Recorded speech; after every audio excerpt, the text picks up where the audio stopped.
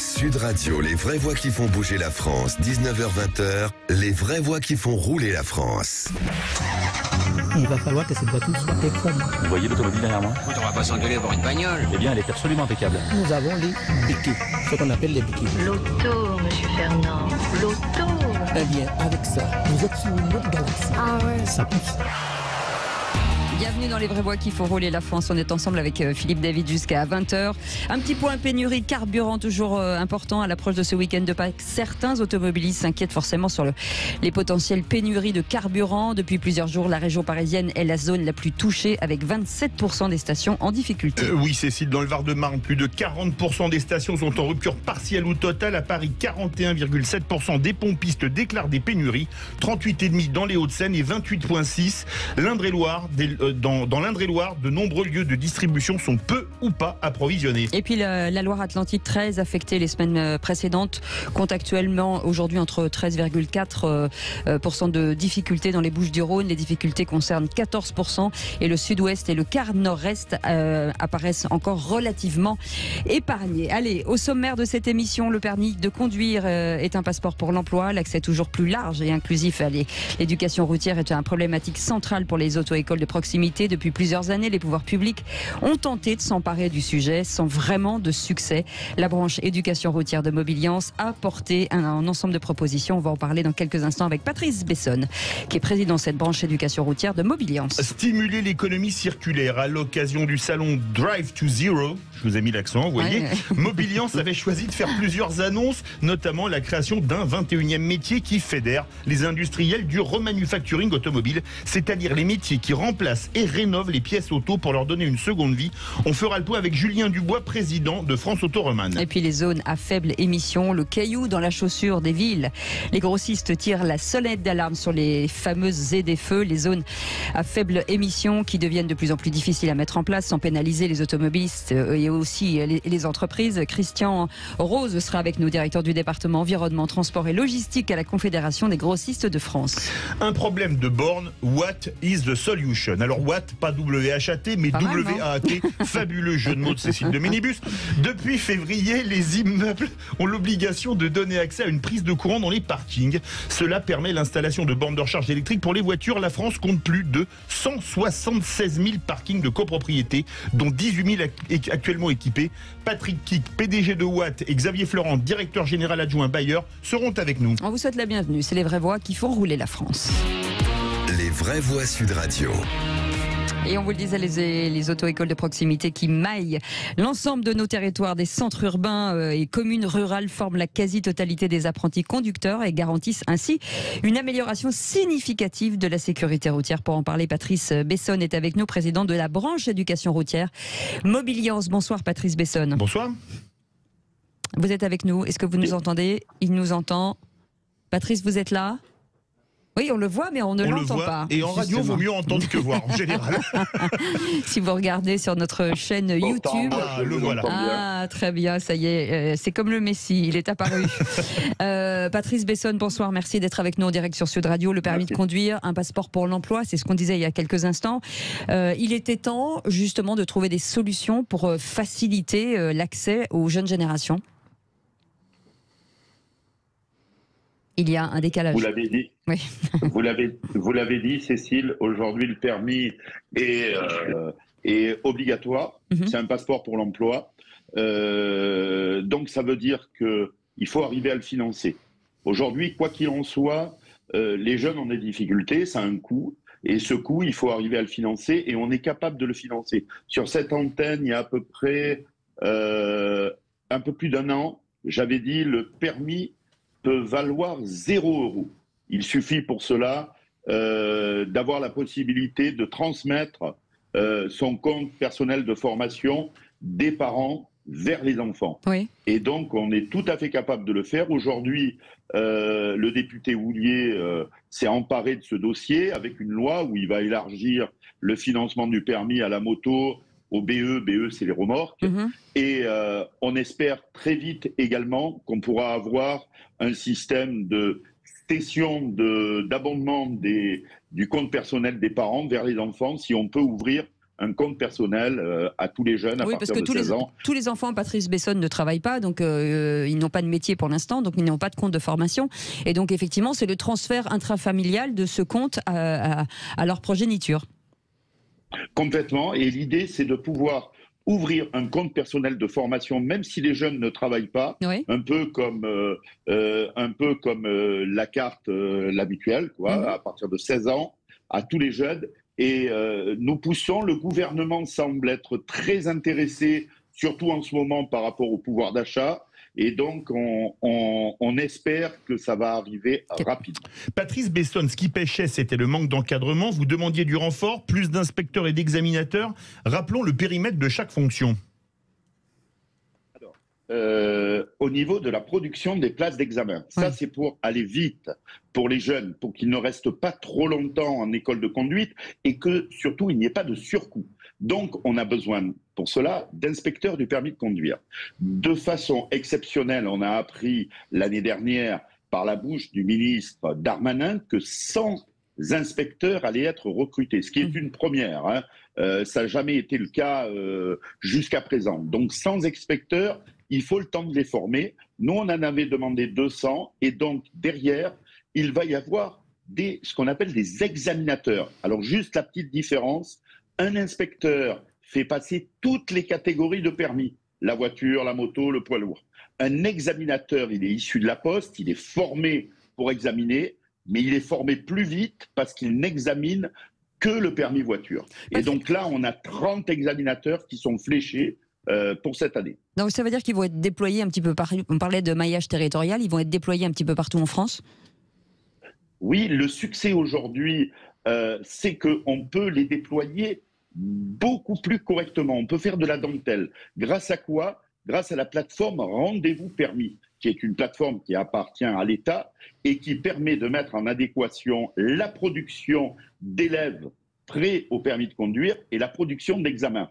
Et comme toutes les données remontent au ministère, le ministère sait exactement lorsqu'il y a un département qui est en manque de production d'examens et on peut envoyer effectivement ou des renforts ou affecter des inspecteurs au département en souffrance. Donc, j'ai un espoir très réaliste qu'on puisse diminuer les délais à moins d'1 mois dans tous les départements. Est-ce que le simulateur de conduite, c'est une bonne idée? Est-ce que c'est une alternative au bon vieux cours à l'ancienne dans une voiture?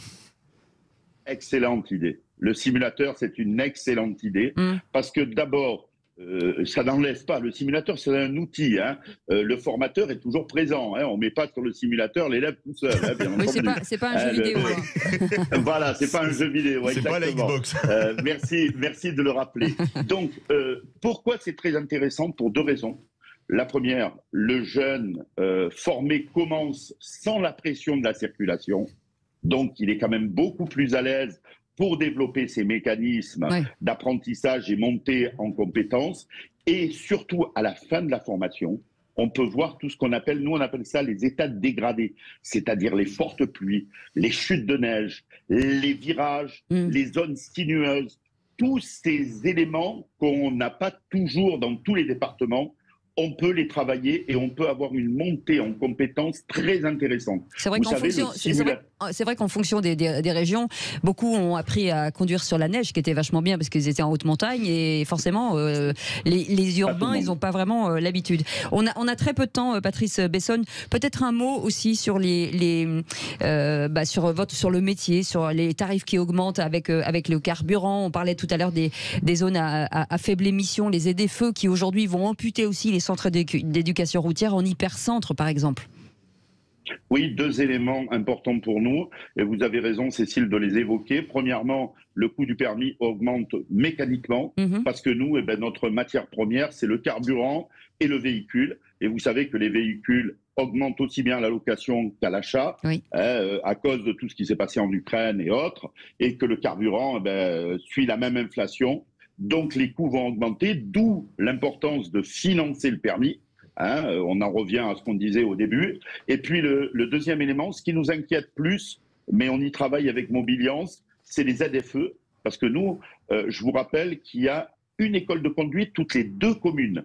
et qu'elles sont souvent installées en hypercentre. Oui. Oui. Et donc, ça va poser un problème et il va falloir trouver des solutions. On y travaille avec Mobiliance, comme je viens de vous le dire, et j'espère qu'on ne sera pas empêché de travailler dans ces zones à faible émission.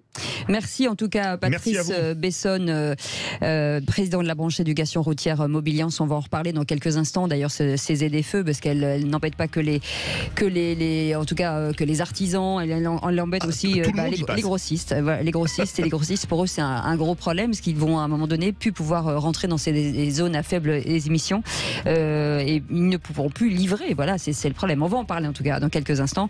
Vous êtes les bienvenus. On est ensemble jusqu'à 20h. Merci beaucoup Patrick Bessonne. À très bientôt. Merci bien à vous.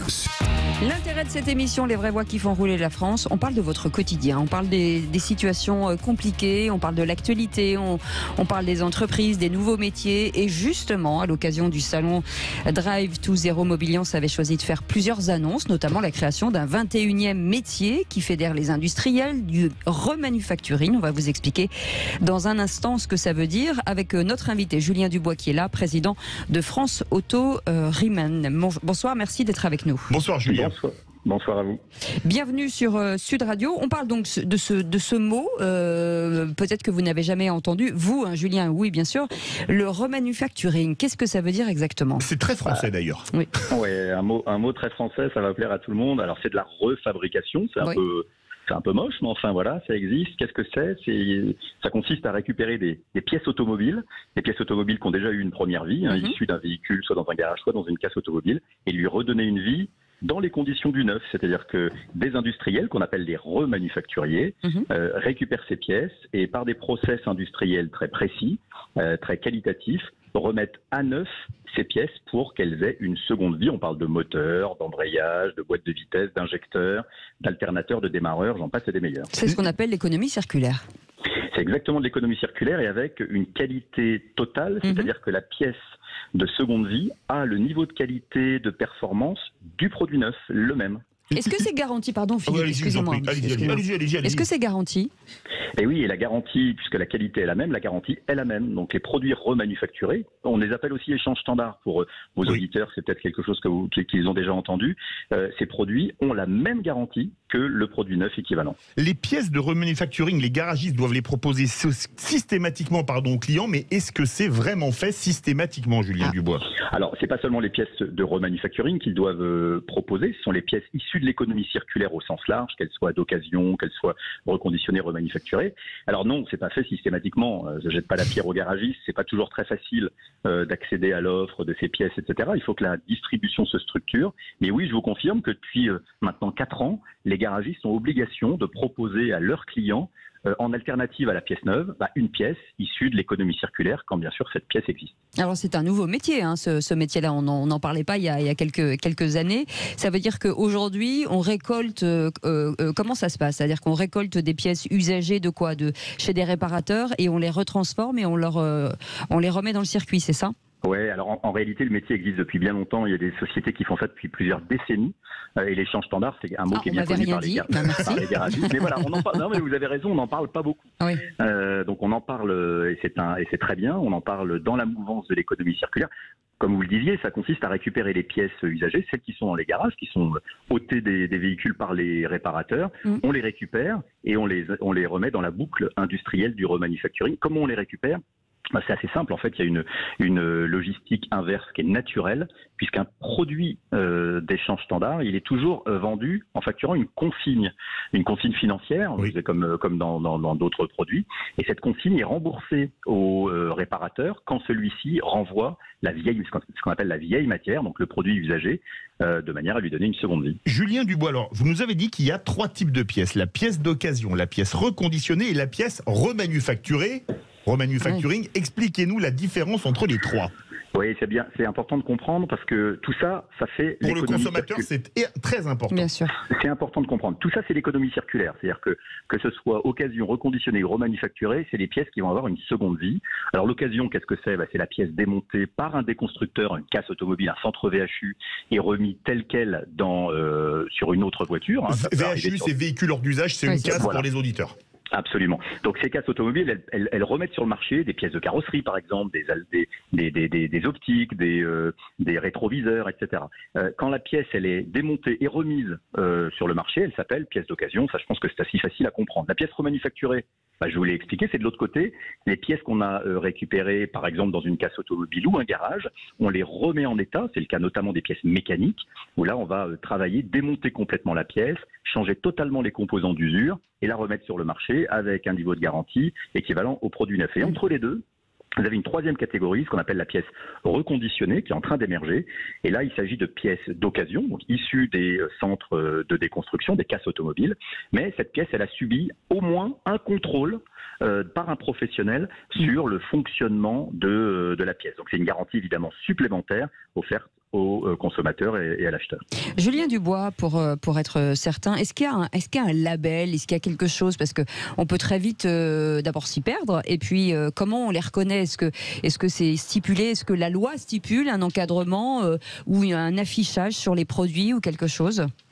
Alors oui, il y a des définitions sur le remanufacturing, mais je ne vous cache pas que la labellisation, c'est encore un gros chantier. Oui. Et c'est un peu compliqué aujourd'hui, même pour les réparateurs qui sont des professionnels, de s'y retrouver. Alors on y travaille. On y travaille chez France Autoriman, qui est donc l'association que je préside et qui regroupe ces remanufacturiers de l'automobile. Cette association qui vient de rejoindre, d'ailleurs, ce jour, Mobiliance, pour créer le métier du remanufacturing de Mobiliance, comme vous l'avez dit tout à l'heure. L'un de nos combat, l'un de nos sujets, ça va évidemment être de construire une labellisation, une compréhension de la qualité de ces produits pour l'ensemble de la chaîne, les réparateurs et in fine les conducteurs, bien sûr, les consommateurs finaux. Donc ça veut dire que si on passe par vous, en tout cas par les entreprises que vous abritez, ça permet d'avoir une validité quelque part du bon produit ? Exactement, c'est une première validation, j'allais dire de la qualité. Pardon. Ouais, c'est une première validation de la qualité au moins du remanufacturier. C'est très important de savoir qui est derrière une pièce réparée ou reconditionnée ou remanufacturée. Il se trouve que dans l'association, chez Mobiliance, nos membres sont des industriels. Alors je ne jette pas la pierre aux ateliers de réparation, il y a des gens qui font du très très bon boulot. Simplement, les industriels sont des gens qui ont structuré une approche, qui ont un process systématique. Les produits sont réparés toujours de la même façon et sont en général certifiés, homologués parfois par l'équipementier d'origine, etc., etc. Donc évidemment, c'est une garantie supplémentaire.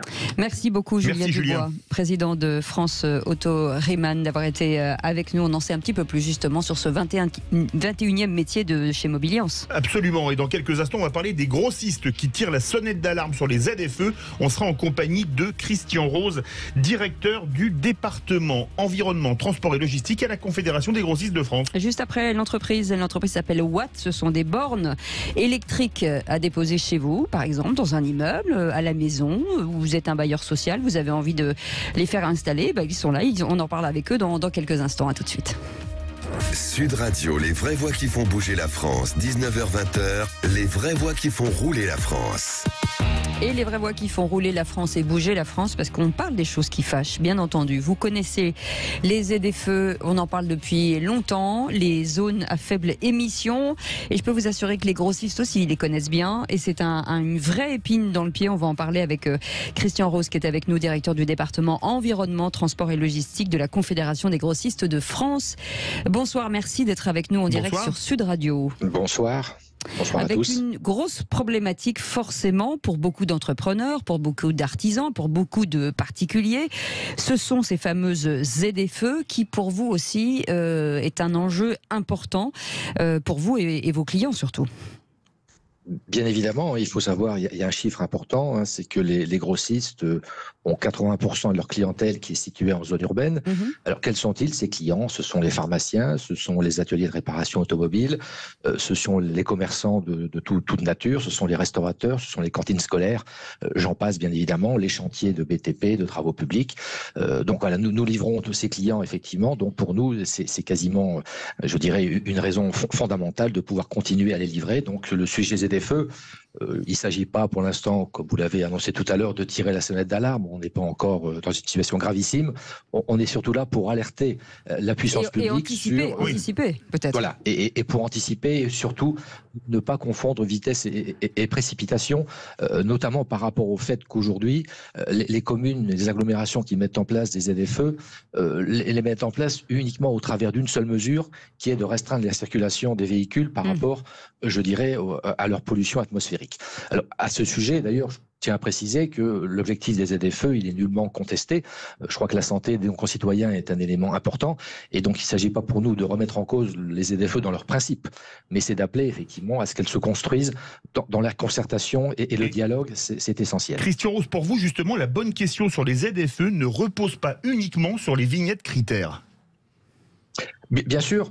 La ZFE c'est un objectif, vise un objectif de purifier l'air, en travaillant notamment sur le volet transport, mais il y a différentes façons, je dirais, d'atteindre cet objectif, et aujourd'hui on a l'impression que les agglomérations prennent cette restriction comme un objectif en lui-même, alors qu'en vérité ça n'est qu'un moyen d'atteindre un objectif beaucoup plus global, et il y a de multiples façons en matière de transport et de logistique, je dirais, de verdir son organisation sans que ça passe forcément par une restriction ou une interdiction de circulation. Vous négociez avec qui en ce moment, vous les grossistes? Avec le ministère, les agglomérations, comment ça se passe? Alors ça, c'est une très bonne question, puisque... Merci. J'ai failli la poser, c'est bête. Lorsque le sujet est arrivé sur la table, tout le monde s'est posé la question de par quel côté le prendre. On a d'un côté l'État qui fixe un cadre réglementaire national, qui fixe aux collectivités des objectifs. On a de l'autre des collectivités qui sont en charge de les mettre en œuvre. Et on a de troisième part les acteurs économiques qui effectivement s'interrogent et se questionnent sur la capacité qu'ils auront de répondre aux contraintes qui leur sont fixées et surtout de pouvoir continuer à pouvoir assurer leur activité.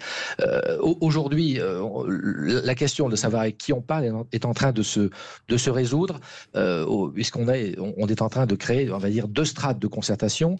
Une première strate nationale qui va permettre à la fois aux acteurs économiques, aux collectivités locales et à l'État de discuter, et notamment à travers la création de 2 comités de liaison qui se sont créés. Pour le premier, qui représente les collectivités, qui s'est créé voici un an, et le deuxième qui représente les acteurs économiques, qui vient d'être créé, donc à la demande du ministre des Transports, et qui va réunir sa réunion de lancement, je dirais, le 18 avril.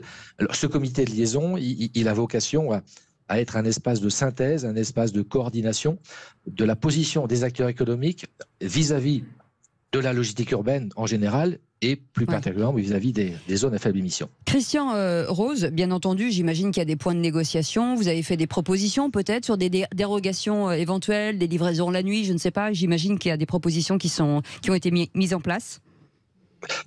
Alors, c'est toute la question est de savoir...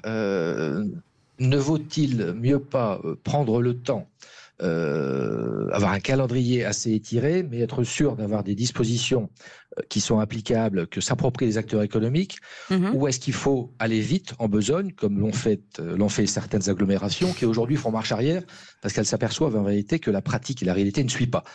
Nous, on considère que, et les dérogations que vous évoquez, c'est la démonstration que le système ne peut pas fonctionner si on va trop vite.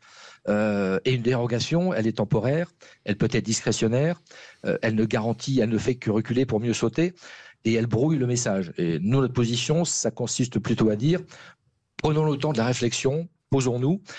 Et aujourd'hui, beaucoup de collectivités, notamment grâce à un programme interlude que nous avons porté en son temps, qui a fédéré 42 grandes agglomérations qui se sont engagées avec les acteurs économiques à signer des chartes de logistique urbaine qui vont notamment évoquer pour certaines les ZFE. Christian Rose, il y a un comité de liaison qui a été créé. Comment fonctionne-t-il et quel est son objet ? Alors, l'objectif, je viens de l'évoquer, c'est de réunir les principaux acteurs économiques qui opèrent en ville, en zone urbaine. Alors, vous avez bien évidemment, on a identifié plusieurs familles, de principales familles, les transporteurs et logisticiens, les distributeurs dont font partie les grossistes, tous les acteurs du bâtiment, travaux publics, les acteurs du déchet, les acteurs de la restauration, Voilà, donc ce sont autant de facteurs. Aujourd'hui, le comité, c'est une trentaine de fédérations professionnelles auxquelles on ajoute, je dirais, le MEDEF, l'UDP, la CPME. Et ce comité est adossé à France Logistique, qui est une structure qui s'est créée récemment pour notamment faire monter en positionnement la logistique dans l'économie, dans le fonctionnement de l'économie française. Plus largement, aujourd'hui, c'est vrai de parler avec des villes, mais il y a forcément des acteurs aujourd'hui qui vont devoir forcément changer de mobilité, aller vers l'électrique. Il va falloir aussi les accompagner financièrement, parce que c'est un énorme investissement quand même. C'est un vrai sujet aujourd'hui, parmi d'autres. Il y a l'accompagnement. On a coutume de dire que nous sommes dans une phase de transition avec des objectifs politiques forts et ambitieux, et qu'on souhaite aussi, bien sûr, atteindre de notre côté en tant que représentant des entreprises. Mais on considère que toute cette transition, tout cet effort ne peut pas reposer sur les seules épaules des entreprises, et il faut qu'il y ait un accompagnement, et il faut que cet accompagnement s'inscrive dans la durée, puisque la transition énergétique telle qu'elle se dessine aujourd'hui, elle se fera sur le temps long. Il ne faut pas croire que ça va se faire en 2 ans, en 3 ans. La stratégie nationale bas carbone, qui fixe des trajectoires, aujourd'hui, est dans une phase effectivement de montée en puissance, où en 2035, on aura encore des véhicules qui vont être commercialisés et immatriculés au gazole. Donc il ne faut pas se faire d'illusions, ce sera très long. Donc accompagnement, bien évidemment, et aussi, je dirais, calendrier raisonnable, qui correspondent à la réalité, qui correspondent à l'offre des véhicules qui sont aujourd'hui offerts par les constructeurs, et aussi à la disponibilité de l'énergie. Bien sûr. Parce qu'un véhicule peut effectivement être sur le marché, mais si on ne peut pas le faire circuler parce qu'on n'a pas l'énergie disponible pour le faire, ça ne sert à rien. C'est une très bonne transition justement de l'énergie. Merci beaucoup Christian Rose d'avoir été avec nous, directeur du département environnement, transport et logistique de la Confédération des grossistes de France. Bien sûr, on vous réinvitera pour voir l'avancée, en tout cas des travaux sur ce dossier. Vous parliez de l'énergie, et justement, elle est avec nous, l'énergie. Dans un instant, une entreprise, elle s'appelle Watt, et elle met en place des bornes électriques un petit peu partout. Vous savez, dans votre immeuble, vous descendez le matin, votre voiture a du courant. Oui, oui, parce que c'est mieux, sinon faut pousser. C'est grâce à eux. Voilà, on va en parler dans quelques instants. Allez, à tout de suite. Chers amis, bienvenue dans Les Vrais Voix qui font rouler la France. Et pour rouler, mes amis, bientôt, il vous faudra de l'électricité. Depuis février, les immeubles ont l'obligation de donner accès à une prise de courant dans les parkings. Ça permet l'installation de bornes de recharge électrique pour les voitures. Et la France compte à peu près, on a compté sur nos doigts avec Philippe Bilger, mais à peu près 160 000 parkings de copropriété, dont 18 000 actuellement équipés. Et pour le reste, pour les équiper. Patrick Kick est avec nous, président directeur général de Watt. Bonsoir. Merci d'être avec nous. Et Xavier Fleurant qui est avec nous, directeur général adjoint bailleur de Watt aussi. Merci. Bonsoir Xavier Fleurant. D'abord, j'imagine que même si ce sont des bornes électriques et on sait ce que c'est toujours intéressant et important de présenter une entreprise. Watt, c'est une jeune entreprise et aujourd'hui qui s'est déployée un peu partout. Ça marche très fort. Racontez-nous l'histoire. Et ça s'écrit W-A-A-T. Oui. W-A-A-T, effectivement. Et l'histoire est assez simple. On a créé l'entreprise il y a pratiquement 5 ans. Tout seul, from scratch, avec différents associés. Aujourd'hui, on est plus de 180 personnes. Et on a choisi en fait d'être présent sur 3 segments de marché. Parce qu'on est parti du postulat qu'un possesseur d'un véhicule électrique va se recharger d'abord à son domicile, pour 50% de son temps à peu près, et le reste du temps sur son lieu de travail. C'est la raison pour laquelle en fait on est présent sur le segment du résidentiel, copropriété bailleur avec Xavier, et puis on équipe également les entreprises, donc les immeubles de bureaux, les industries, et on boucle la boucle parce que non seulement on va équiper les entreprises, mais on va équiper également les salariés des entreprises. Et quand on sait qu'un salarié sur 2, en tout cas un Français sur 2, habite en copropriété, ça nous permet également d'équiper les copropriétés. Je vais juste rebondir, Philippe David, si vous permettez, pour ceux qui nous écoutent et qui ne connaissent pas encore le système de la recharge, des puissances de recharge, parce que ça c'est aussi important de le dire, la puissance d'une borne, ce qui équivaut forcément au temps de recharge. Et c'est bien aussi de le déployer, ce sujet. Alors effectivement, il faut garder en tête quelques chiffres peut-être. En parking souterrain, on ne peut pas mettre des bornes de plus de 22 kW. Et avec une borne de 22 kW, par exemple, on va recharger 150 km d'autonomie. Les bornes les plus communes que l'on pose, c'est des bornes plutôt de 7 kW et on va acquérir 50 km d'autonomie en 1 heure. Ce que font les supermarchés par exemple. Ils vous laissent une 7 watts et le temps de faire vos courses. Exactement. Et après, on trouve sur la voirie des bornes qui vont jusqu'à 150, 200 kW. Et là, effectivement, on peut recharger une voiture en 20 minutes, une demi-heure très facilement. Qu'est-ce qui différencie un opérateur de borne d'un installateur de borne ? Comme son nom l'indique, l'installateur, il va se borner à installer sa borne, sans faire de mauvais jeu de mots. L'opérateur que nous sommes, on va non seulement installer la borne, mais on va aussi l'opérer. Que veut dire opérer une borne ? C'est assez simple. En fait, on va mettre un système de supervision en place qui va permettre 2 choses. La première, qui va permettre de dépanner la borne à distance. Et ça, c'est bien pratique quand on est copropriétaire, qu'on rentre un samedi soir à 3h du matin et on n'arrive pas à se recharger. C'est toujours ce moment-là. C'est toujours à ce moment-là. Ça sent le vécu, je ne sais pas pourquoi. Donc, on va pouvoir dépanner les bornes à distance d'une part, et surtout, on va pouvoir comptabiliser l'électricité qui est utilisée pour facturer l'utilisateur de la borne. Alors, ça peut être un copropriétaire, mais ça peut être également un client d'un supermarché que l'on a équipé, et on va aller lui facturer sa consommation au réel. Watt est très performant en copropriété, pourquoi ? Alors, on est très performant en copropriété. Je laisserai la parole à Xavier sur la partie bailleur parce que, pour 3 raisons. La première, c'est que c'est un monde que l'on a la prétention de bien connaître, qui est un monde assez particulier. Les gestionnaires de copropriété, chez les syndics, ont le métier le plus difficile du monde, pratiquement. Ils doivent gérer vraiment énormément de choses au quotidien et on leur met dans leur escarcelle un métier de plus qui est celui des ventes. Donc on va les accompagner. On a une quarantaine aujourd'hui de commerciaux qui sont à l'œuvre, qui font les AG avec eux le soir. Donc on vient les supporter. Les assemblées générales. Les assemblées générales, pardon, effectivement. Ça, c'est le premier point. Et puis le deuxième point, c'est que sur la partie copropriété, on a mis une offre qui met tout le monde d'accord. C'est une offre, en tout cas, sans financement pour la copropriété, donc pas d'appel de fonds, mais qui, in fine, l'installation appartient à la copropriété. Xavier Florent, pour réagir. Oui, effectivement, comme dit Patrick, donc moi je suis en charge de la partie bailleur. Quelques chiffres, aujourd'hui les bailleurs ça représente 5 millions de logements en France. C'est énorme. Et un peu plus d'1,5 million de places de parking, de places de stationnement, donc ça laisse un certain potentiel. Là, l'année dernière on a gagné un premier appel d'offres, le plus gros appel d'offres sorti par un bailleur, le client c'est l'association Foncière Logement, qui est une filiale d'Action Logement, qui nous a fait confiance pour équiper 500 immeubles, 500 parkings. Ah oui. Là. Donc là, on est en plein déploiement de ce qu'on appelle les infrastructures. C'est la colonne vertébrale de l'installation sur laquelle, après, vient se connecter les bornes, petit à petit à la demande.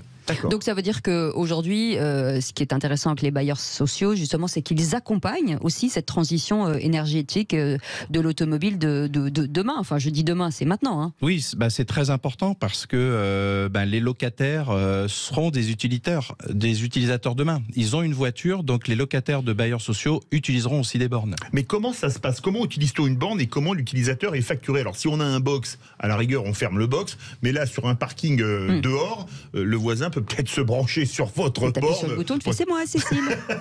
Comment ça marche ? De façon très simple, les bornes en fait elles sont verrouillées grâce à un badge, tout simplement. D'accord. Donc l'utilisateur, le propriétaire de la borne a un badge, il va l'utiliser uniquement parce qu'il a son badge. Et on va lui facturer effectivement l'électricité qu'il aura consommée. Ensuite, le propriétaire de la borne peut aussi choisir d'ouvrir sa borne au public. Et n'importe qui, vous, moi, on peut aller sur cette borne avec notre application MyWatt ou avec un badge du commerce également la déverrouiller et il sera facturé. Et à ce moment-là, le propriétaire de la borne sera remboursé l'électricité qui aura été consommée. Mais il ne gagne pas d'argent dessus. Est-ce qu'on peut, nous, acheter, par exemple, une borne chez vous et se dire, voilà, non seulement je vais la mettre à disposition, et en plus, peut-être que ça me paiera, moi, mon électricité. Est-ce que c'est possible ? C'est possible. D'accord. C'est possible. Ouais. Et certains le font, effectivement. Aujourd'hui, on a souvent un problème, ce qui est un peu le problème des grandes villes, c'est qu'il faut 40 badges en fait, en fonction de la borne. Et on se dit, mais et pourquoi ces bornes toutes ne sont pas universelles ? Est-ce qu'il n'y a pas un badge où on peut s'arrêter n'importe où ? Vous allez dîner chez un copain, votre voiture est à plat, et vous mettez dessus. Non, il faut passer par le badge de truc, de machin. Est-ce qu'on peut pas rendre ces choses universelles ? Alors le marché est en train de se consolider sur cette problématique. Et je sais que j'étais un peu en avance, il faut laisser le temps au temps. Vous avez raison de le mentionner. Et en fait, effectivement, il y a une interopérabilité qui est déjà en place et qui est en train de se mettre en place. un peu comme les banques. Aujourd'hui, vous avez une carte bleue d'une banque, vous allez retirer de l'argent et ce sont les banques qui font les transactions. Aujourd'hui, ça existe, cette point-là. Et ensuite, il y a aussi des bornes qui commencent à apparaître avec un terminal de carte bleue. Tout le monde a une carte bleue dans son portefeuille ou dans son sac à main et pourra déverrouiller les bornes. Et qu'est-ce qui différencie Watt de ses concurrents et quelle est la progression de ce secteur d'activité? Parce qu'avec l'électrification massive, ça doit exploser en termes de demande. Alors, il y a plusieurs choses. La première, c'est que, encore une fois, on va adresser des segments de marché qui parlent aux utilisateurs, le domicile et l'entreprise. Ça, c'est le premier point. Et le deuxième point, c'est que on a choisi en fait de ne pas enfermer les utilisateurs de bornes dans un marché captif en verrouillant les bornes techniquement.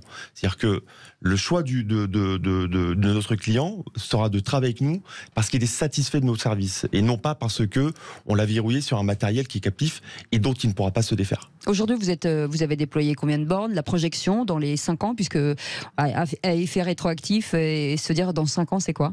Alors aujourd'hui, on a démarré. On est en attente, parce que le parc borne est encore assez insuffisant aujourd'hui. Exactement, on a déployé. Il y a un léger manque. Il y a un léger manque. Alors il y a un léger manque aujourd'hui. Heureusement, on n'est pas les seuls opérateurs. Il y a beaucoup effectivement d'acteurs sur le marché qui permettent justement ce déploiement et de permettre aux conducteurs de voitures électriques de pouvoir se recharger un peu partout. Concernant Watt, on a déployé un peu moins de 10 000 bornes. Nos projections sur 5 ans sont énormes puisqu'on souhaite atteindre 80 000 bornes. Et c'est pas une vue d'esprit. Non, au total.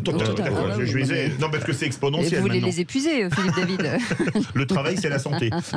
Mais quand on voit effectivement qu'on est aujourd'hui un peu plus de 180 personnes, que cette année, comme l'année dernière, on embauche 100 personnes, on pourrait embaucher 200, 300 personnes. Il n'y aurait pas suffisamment de personnes pour adresser ce marché qui est exponentiel. Je vais me retourner vers Xavier Oran. Est-ce que finalement, que ce soit les copropriétaires, les bailleurs sociaux, je pense, mais est-ce que les copropriétaires aujourd'hui ont vraiment conscience de l'importance d'installer des bornes? Parce que je vous le dis, chez moi, voilà, ça fait 2 ans que je demande d'en faire installer une. On me dit oui, débrouillez-vous. Maintenant, on peut le faire nous-mêmes, mais est-ce que on se rend compte aujourd'hui que c'est vraiment nécessaire? De fait de l'actualité, on est poussé à acheter maintenant des voitures hybrides. Je vois, quand je suis rentré chez Watt il y a 1 an, on parlait encore dans les actualités de voitures thermiques. Maintenant, quand vous écoutez les publicités à la télé, c'est de l'hybride, voire maintenant du full élec. Donc, du pleinement électrique. Donc, oui, les gens sont conscients. Et comme vous avez dit, Cécile, tout à l'heure, il y a la zone ZFE qui arrive dans les grandes villes et qui va pousser les gens ou inciter les gens à acheter de l'électrique. Merci beaucoup. En tout cas, c'est une entreprise française. Elle s'appelle Watt, W-A-A-T. Merci beaucoup, Patrick Kick, d'avoir été avec nous, président directeur général de cette belle entreprise, et Xavier Florent, directeur général adjoint Bayer. On se retrouve avec Philippe David demain à 17h. Demain 17h pour les vrais voix, en pleine forme, frais et dispo. Un vendredi, tranquille. Et vendredi, ce sera très bien. On aura un trio de choc comme d'habitude. En plus, on va se quitter vendredi soir. Ça va être génial. C'est le plus beau jour de ma vie. Encore mieux. Et en plus, surtout si le TFC est en finale de la coupe. Dans quelques instants, le Loft Music, Yvan Cujous reçoit Stéphane et Lara, mais tout de suite on parle de votre argent avec Conseil de famille, Stéphane Moller. À demain 17h et bravo à toute l'équipe. Voilà, merci à toute l'équipe de Sud Radio et des Vraies Voix. Salut, à demain, passez une belle soirée.